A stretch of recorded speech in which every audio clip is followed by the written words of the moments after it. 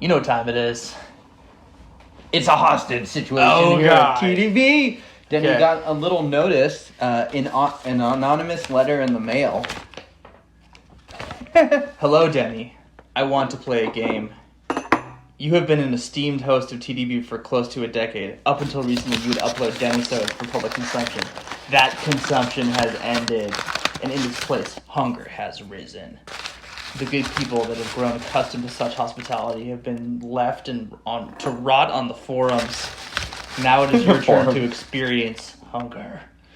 I have contacted every collector in China and Taiwan and have held hostage every single 2007 Xiaofa in existence. That is a Denny favorite. It is. You have exactly 72 hours to release the Dennysodes, or every single Xiaofa will be forever lost in my suboptimal humidor. Release or starve, the choice is yours. Alright, fair enough. Noted. The question really at this point is, as we were just chatting about a second ago, do I even release the Dennysodes? Or do I just forever tickle the fancy of the meme lord Discord / subreddit / whoever the hell gives a shit?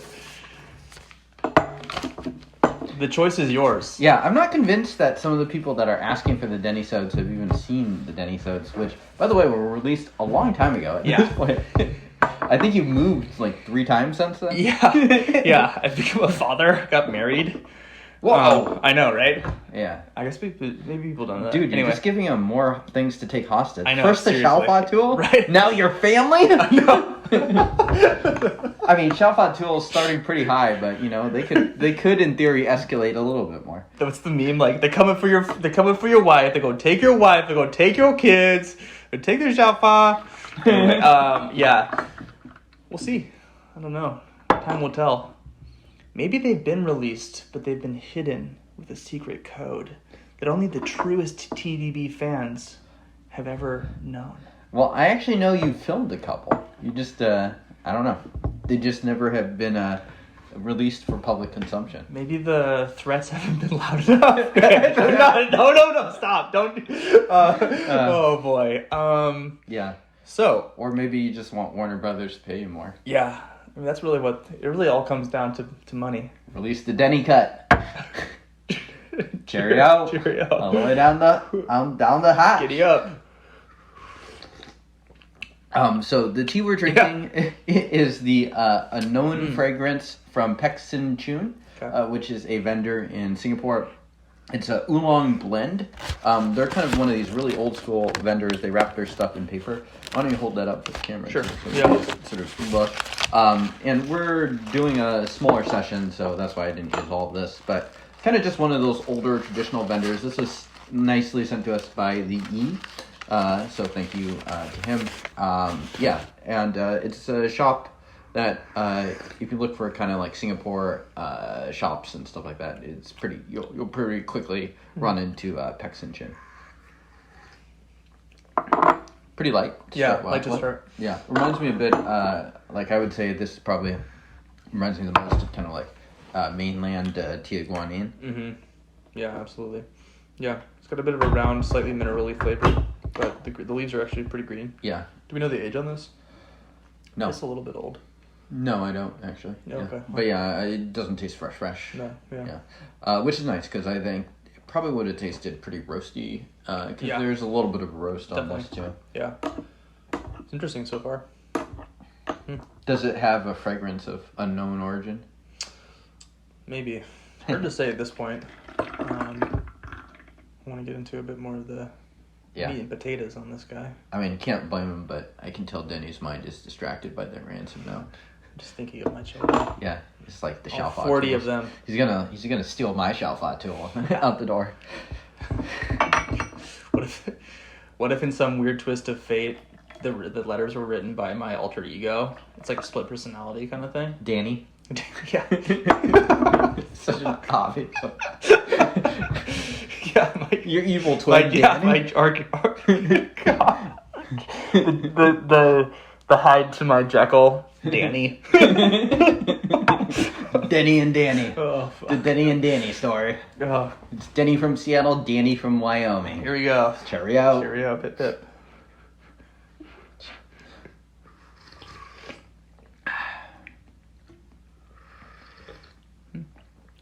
It does have a really nice fragrance to it. Yeah. I don't know if it's unknown, but it is a little different than kind of what you're used to. And I do like kind of the mix of roast to kind of just like... It's a very easy drink. It's not terribly complicated, Right. but it's a nice combination. It reminds me of like an exquisite version of like a traditionally served at dim sum, oolong, honestly. Like hints of kind of like a floral thing, but then like very kind of like the sort of minerally wooey kind of thing too. Right. It does taste like a blend to me, but I like the character of it. Yeah, and I mean that really is the reason to blend, in the sense that if you blend different types of materials, it can become greater than sort of the sum of its parts. It's not all about tasting pure tea.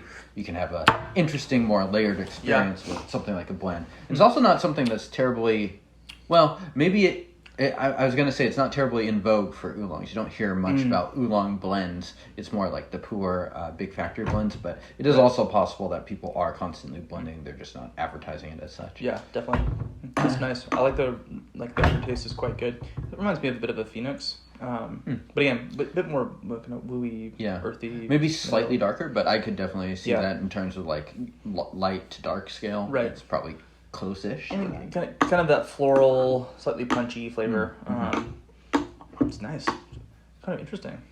Yeah, very perfumey. Good. Nice residual flavor, I would say. Yeah. Clean. I'm going to skip past the mom test. We'll go back to that. But ultralight test? Possible. Okay. I was going to say, I could see this being pretty good. It kind of depends on the difficulty brewing, but this crosses me actually as a pretty easy oolong to brew. Yeah, I think it just mostly depends on if it gets a little bit too bitter. Some Phoenixes I find to be a bit more temperamental than something like just like the average jade oolong even. So, yeah, just depends. Yeah. What happens if a tea gets too bitter in the mountains? Is everyone just whining? It's like, oh, it's too bitter. Sounds like some like a koan or something. What happens when a tea gets too bitter in the mountains, and then you're just sitting there like thinking about it? It's like just God, I overbrewed the tea. Too bitter. That's the main thing that happens. Pip pip. Cheerio. Cheerio.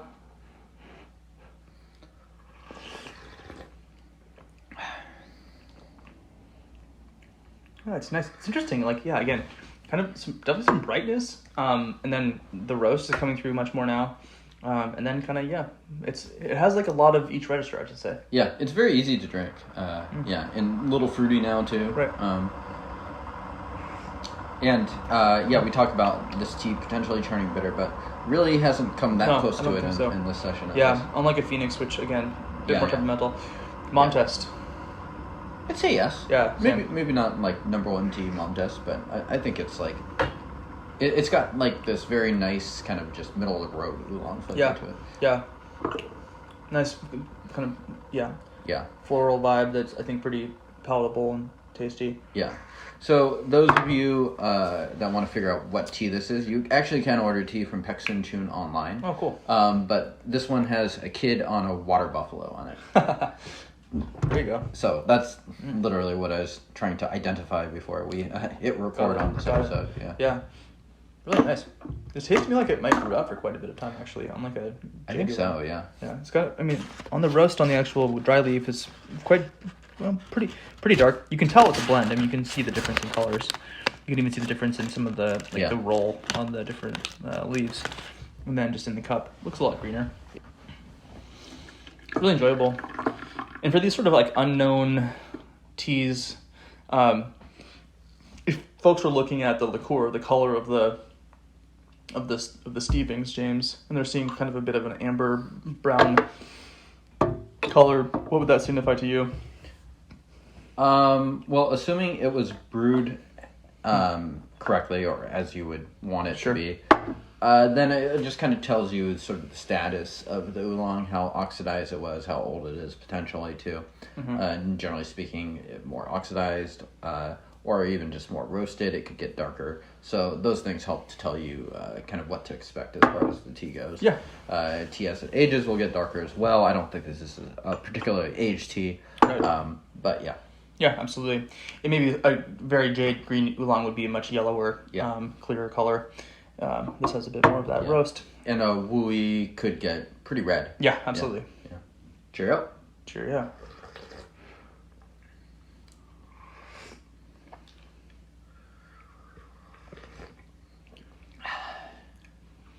It's really pleasant, I gotta say. Really easy drinking. I think this is a tea that's actually, even though it's not wildly complex or super dynamic, a tea, it does feel to me like a pretty seasoned tea drinker would enjoy this. The presentation is just a little different. It's reminiscent of many different flavors, but kind of put together in a package that's really nice. Yeah, I feel like this tea, in a way, is one that it's like a really veteran tea drinker could find to be a very normal, regular, easy to drink tea. It's like one of those where it's like a beginner might try it and like, oh, this is good. Yeah. Like if you're intermediate, you're like, I'm too good for this tea. And then when you're an expert, you're like, oh, no, this tea is actually fine and very pleasant. Yeah. I like it. It tastes a bit more those kind of deeper wooey notes to me now. Yeah. Do you want one more steep or you want to call it there? Sure. Okay. It's tasty. Yeah, why not? Yeah, and this one, we just pounded some Indian food, so a nice kind of Totally. cut down those Indian All spices. the nons. Yeah. Oh my goodness. Yeah. In terms of the brewing parameters on this guy one is quite full. Did you eyeball the amount of leaf? I did eyeball it. Yeah. Yeah. But don't hesitate would be my recommendation. Yeah, I think I could have added more, to be honest. Yeah, why not? Yeah, and it looks pretty packed even. So yeah, it's good. And to that point, the ultralight test is kind of the flexibility of the tea brewing test in a lot of ways, and this is certainly quite flexible. So yeah, it should work out well. It's good. I'm really enjoying the residual aftertaste. That's one of my favorite parts of this tea. Quite strong. Not like, and again, not like the body is super intense or it's really syrupy. I'd say it's pretty, maybe even like it's slightly light. But the strength of the taste itself is quite nice. And the lingering taste is really lovely. indeed. Salud. Salute.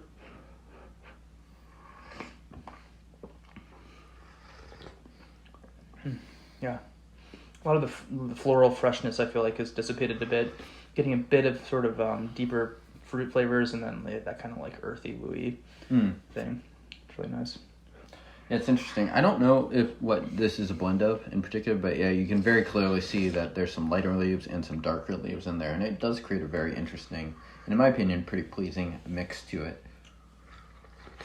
And there's an art to this stuff, which these sorts of things I kind of imagine, if you, especially as a small producer, would be really challenging to do year by year. The bigger the production, the easier it is to just like have a degree of messing it up. But if you're only, combining however many kilos of different source material, Right. it's just hard to replicate results. Yeah, and I don't know how these old school shops do it, but I do know, so I don't want to speak out of turn here, but I do know some of them will even roast some of the tea in shop too, because they probably they want to create a very consistent product. Yeah. And so it's interesting to see that done on kind of, this is like a shop that is pretty well known, but like they're not like like scale production. Sure. So it's kind of done on a little bit of a smaller scale doing these blends. So it is interesting to see for sure. Yeah, cool. Well, give this a look up. Give this a try. This is really tasty. Yeah.